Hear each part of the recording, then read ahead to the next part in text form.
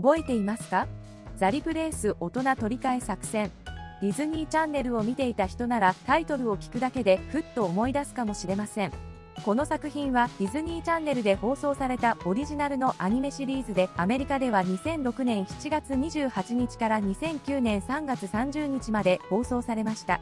全2シーズンの作品ですが、ディズニープラスでは現在1シーズンのみ配信されています。今回はこのザ・リプレイスがどんな作品だったのか、そして当時の空気も含めてざっくり整理していきます。物語の中心になるのは孤児院で暮らしていた兄弟トッドとライリー。ある日2人はフリームコのコミックを見つけます。そこに載っていた広告をきっかけに2人は $1.98 を送ってフリームコ本を手に入れるんです。この電話のすごいところは必要な大人を呼び出し入れ替えられること。そして2人が最初に親の入れ替えで呼び出したのがイギリスのスパイである母エージェント K、 さらに世界的に有名なスタントマンの父ディック・ダーリングでした。今見るとかなり大胆な設定ですが、この勢いこそが当時のディズニーチャンネルらしさでもあります。まず紹介しておきたいのが弟のトッド・ダーリング。トッドは11歳でいたずら好きでちょっと怠け者。ゲームが大好きで学校は苦手といういわゆる典型的な少年キャラです。そしてトッドがフリームコ本を使う場面では自分や友達に都合のいい入れ替えを呼び出すことが多いんです。このあたりも当時のアニメらしいノリがはっきり出ています。一方、姉のライリー・ダーリングは13歳。トッドよりも大人びていて面倒見が良く、かなりの頑張り屋。課外活動にも積極的でいろいろなことに挑戦しているタイプとして描かれます。ライリーは意地悪だったり不公平だったりする大人を入れ替えるなど正しい目的で動くことが多いのが特徴です。ただしライリーも完璧というわけではなく、自分のために使ってしまうこともあります。そして2人の新しい母親がイギリスのスパイエージェント K、 任務で飛び回っていたり、家の中でも家事ミッションをこなしていたりと、どこかスパイらしいテンポで生活している人物です。子供たちへのアドバイスもしっかりしていて、いい母親でいようという気持ちは本物。ただし料理はかなり苦手という設定もあります。さらに父親としてやってきたのが世界的に有名なスタントマンディック・ダーリング。危険な挑戦を愛する命がけキャラですが、家族のことはきちんと大切にしています。そして物語を見ていくと、エージェント K とディックはただの急増の親というより互いを信頼し合う関係にも見えてくるんです。ダーリング家の家族はもう一人います。それが家族の車であり相棒でもあるカーです。本名はカーターですが、普段はカーと呼ばれています。カーは高性能なスパイカーで、イギリス風のアクセントを持ち、高度な AI と様々なガジェットを搭載した存在です。こういう車が普通に会話して家族の一員として機能する設定も2000年代のアニメらしいワクワク感があります。ただし家族のためなら何でもする一方で、相手がディックの時だけは少し対応が渋くなる場面もあります。そしてこのザ・リプレイス大人取り替え作戦を手掛けたのが絵本作家イラストレーターのダン・サンタット。サンタットは絵本の世界で高い評価を得ているクリエイターで、日本でも翻訳版が出版されているビークル夢の子供のお話で知られています。この作品はコルデコット少女小作として紹介されています。もともとザ・リプレイスのアイデアは子供向けの本として構想されていたそうですが、最終的にはテレビシリーズとして企画されディズニーに提案されました。ただ大きな企業で作品を作ることは自由に作れるわけではなく、複数の判断が同時に動く環境の中で表現をまとめていく難しさもあったようです。ダン・サンタットはこの作品を通して多くを学んだ一方で、その後は絵本や広告のイラスト制作などより自由度の高い創作に軸足を戻していったようです。そしてザ・リプレイス大人取り替え作戦の各エピソードは基本的に分かりやすい型で進んでいきます。トッドとライリーが日常を過ごしている中で2人にとって困った大人が現れる。そこでフリームコ本を使い、その人物を別の大人に入れ替えてもらうんです。入れ替えた結果、状況が良くなったように見えても思わぬ方向に話が転がることも多く、最後には元の状態の方が良かったと気づいて入れ替えを元に戻す。そんな流れが定番になっています。この毎回の流れが分かりやすい感じも当時のテレビアニメを見ていた人にはどこか懐かしく感じるポイントです。さらに毎回のエンドクレジットでは、作中キャラクターがフリームコの別の商品を宣伝する演出もあり、フリームコが入れ替え以外のサービスも持っていることが示されています。そして気になるのが、どうしてこの仕組みが世の中で当たり前になっていないのかという点です。その疑問に触れるために登場するのが、フリームコのオーナーであるコンラッド・フリーム。トッドとライリーは入れ替えを依頼するとき、フリームコフォンのビデオ通話で彼とやり取りします。ただしコンラッドはしばらくの間、顔が見えない存在として描かれ、その正体が明かされるのはシリーズ終盤になってからです。ここから先はその正体に関わる内容になります。ネタバレを避けたい場合は、この先を飛ばしてください。最終エピソード、僕らのリプレイスは永遠にで明かされるのは、フリームコのオーナー、コンラッド・フリームの正体です。コンラッドは実はトッドとライリーの実の叔父でした。これまでビデオ通話で顔がはっきり見えなかったのも、2人に気づかれないように変装していたからだったんです。そしてコンラッドはなぜフリームコという仕組みを作ったのかを語ります。それはトッドとライリーが困った時に助けを得られるようにすること。同時に人生で必要なことを学びながら無責任な父親のようにならないように導くためだった、そう説明されます。一方でコンラッド自身が2人を引き取らなかった理由も明かされます。当時は自分に子育てができる自信がなく踏み出せなかった。そんな迷いがあったというんです。そして物語はコンラッドとトッド、ライリーがこれからもっと近い関係になっていくことを選び、さらに2人がフリームコの仕組みを一緒に運営していくという形で締めくくられます。同じように助けが必要な子どもたちのためにこの仕組みを役立てていこう。そうした未来につながる終わり方でした。懐かしい作品ほどこうして最後まで答えが用意されていること自体が少し嬉しく感じる部分かもしれません。なお、番組が終了した理由については明確な公式発表はなく、評価や視聴状況などいくつかの要因が考えられるとされています。この作品は理由はどうあれ、きちんと物語を終わらせる形で完結しています。シリーズの中で積み重ねてきた疑問に答えが出て、作品として納得できる着地を用意してくれた点は素直に評価できるところです。中でも印象的なのがトッドとライリーの兄弟としての関係性です。意見が食い違ったり喧嘩をしたりお互いにイライラすることも多い。それでも根っこの部分ではちゃんと相手を思っていて支え合っている。2人にとっての出発点が孤児院での生活だったことを考えると、兄弟の絆が強く描かれているのはこの作品の大きな魅力です。また入れ替えというアイデア自体も子供向けのコメディとしてかなり強い仕掛けになっています。例えばエアリーペアレンツのように願いが思った通りにいかず、そこから学びが生まれる。この作品も近い構造で進んでいきます。ただその分展開がある程度パターン化していて、毎回予想できてしまう部分があるのも事実です。嫌な大人が出てくる、入れ替える、うまくいったように見えて崩れる、最後に元に戻す。タイトル通りの作りではあるのですが、繰り返しになることで物語の驚きは少し薄くなっていきます。一方で親として登場するエージェント K とディック・ダーリングの関係は時々本当に温かく家族らしい場面を見せてくれます。ただ2人とも生活が特殊すぎて、親として本当に成立しているのかという不安が残る回もあり、ここは好みが分かれやすい部分かもしれません。とはいえこの作品はキャラクター同士の掛け合いが楽しく気軽に見やすい作品です。そして最後の着地がしっかりしていることで全体の印象も強く残ります。ただ何度も見返したくなる決定的な何かがあるかと言われると、そこは少し惜しい。楽しく見られるのに毎回の展開が読めてしまう。そのバランスがこの作品の特徴でもあります。そしてこういう作品って思い出した瞬間に当時の空気まで一緒に戻ってくることがあります。ではあなたはこの作品をどう思いますか？ザリプレイス大人取り替え作戦はもっと続くべきだったのか、それともこの終わり方でちょうど良かったのか、当時見ていた方はどの回が一番印象に残っていますか？ぜひコメントで感想を聞かせてください。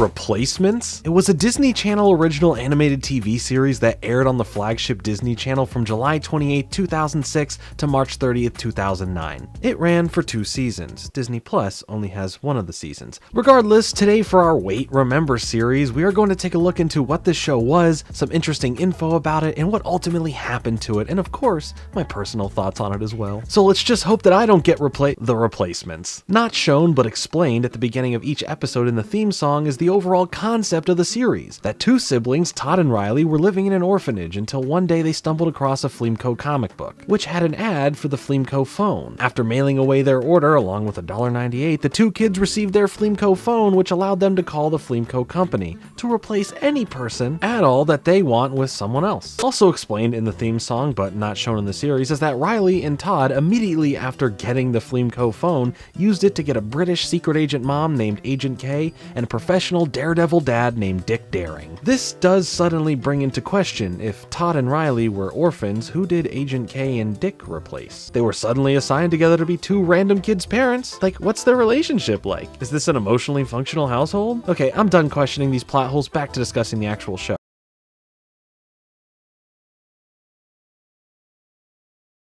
Todd Daring is an 11-year-old who is mischievous, lazy, and self-centered. He loves playing video games and hates school, you know, like stereotypical 11-year-old kids do in cartoons. Throughout the series, he uses the Fleamco phone mostly for selfish purposes, calling in replacements that solely benefit him or his friends. Riley Daring is the 13-year-old older sister of Todd who is more mature and more caring than her brother. Riley is a bit of an overachiever, engaging in numerous extracurricular activities including everything from Hornet Hive Scouts to baseball. Compared to Todd, Riley normally uses her phone to replace mean or unfair adults in their lives. Despite her normally good intentions, Riley does occasionally use the phone for selfish purposes as well. Their replacement mother, Karen, Agent K Daring, is a super spy from Britain who is habitually either running off on a mission or taking care of house missions, i.e. chores. She is always there to give advice to her adopted children, and is fully committed to being the best mom that she can be. With that said, she is canonically a terrible cook. Saving the world? No biggie. Cooking some chicken nuggies? That's another story. Richard Dick Daring, Todd and Riley's replacement father, is a world daredevil and semi-professional stunt artist. Dick is committed to the daredevil lifestyle, spending much of the series planning and or performing new tricks. While mildly immature and reckless, Dick is shown to care greatly about his family. It should also be noted that in several episodes, instead of seemingly being randomly put together by Fleamco, Dick and Agent K do seem to deeply care about each other, so plot holes aside, the love may be real.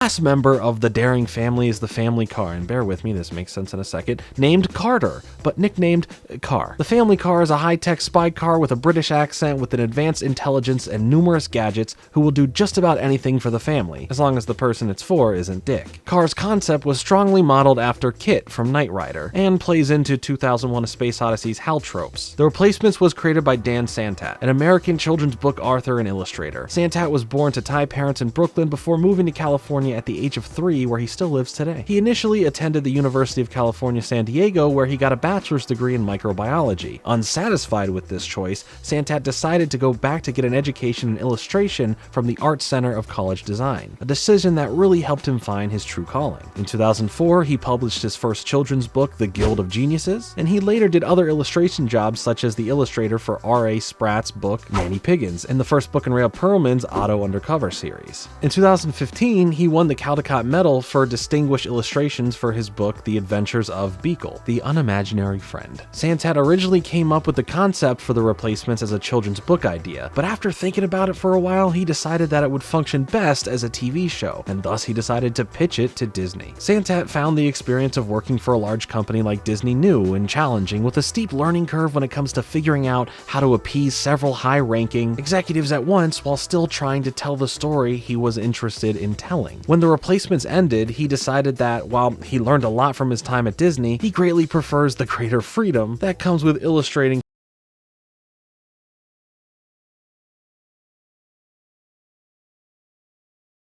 for books and commercials and decided to refocus his efforts on that. As of 2020, Santat has provided the illustrations for over 60 books during his career. Back to the replacements though, every episode follows a basic formula. Riley and Todd are living their lives. They run into some adult who causes some sort of problem for them, then one or both of the two kids call Fleamco using the Fleamco phone with a request to replace the adult, or adults, with some other specific type of person. The episodes then normally end with Todd and Riley realizing some sort of lesson about appreciating what they had had before, and they ask for the replacement to be reversed. They are replacing the replacement, or are they unreplacing the During the end credits of each episode, a character from the show endorses a random Fleamco product, which confirms that Fleamco does have other services besides the wild one of switching out people at will. Why doesn't everyone just have and use this technology then though? It just seems too big for everyone to not know about this thing and going further to use it. When calling in a replacement, Todd and Riley normally video call Conrad Fleam, the mysterious owner of Fleamco with a great mustache. Conrad's face isn't shown to the audience until the final episode of the series titled Irreplaceable.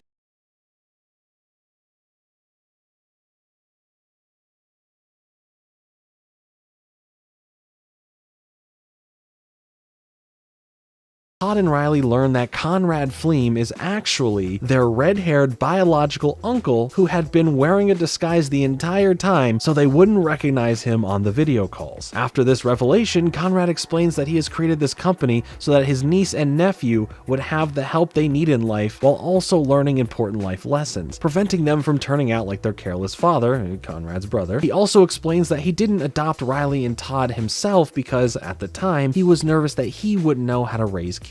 The episode, and thus the series, ends with Conrad, Riley, and Todd deciding to have a closer relationship moving forward, with Conrad going so far as to invite his niece and nephew to co-run the Fleamco replacement program so they can help out other kids that were once in a similar situation as their own. No particular reason has been credited as to why the show ended, and mixed reviews, low ratings, all of the above can be pointed out as possible reasons, but at least the